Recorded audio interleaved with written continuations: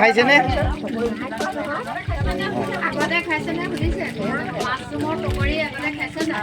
এতিয়া কেনেকুৱা লাগিছে আপোনাৰ? ভাল লাগিছে ন?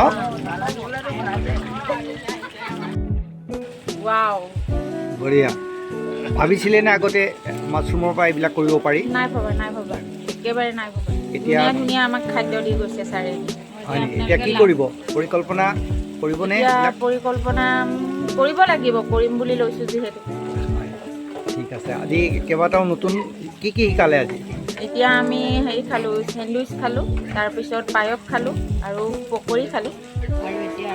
আৰু এতিয়া হেৰি বনাইছে, চুপ বনাইছে ছাৰে।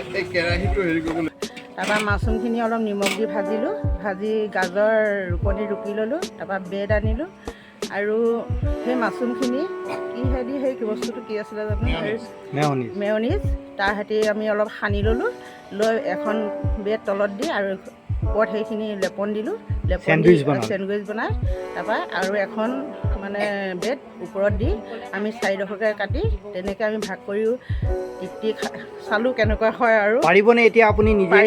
পাৰিম আহিছে হয়। আৰু বনালে চলিবনে আপোনালোকে? চলিব।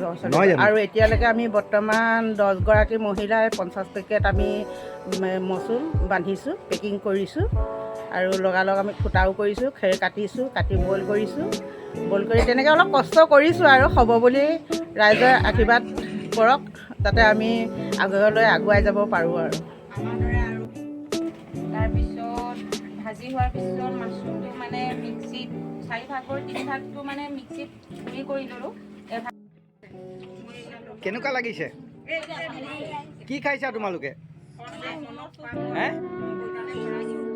ভাল হৈছেনে খাবলৈ? আৰু খাবানে?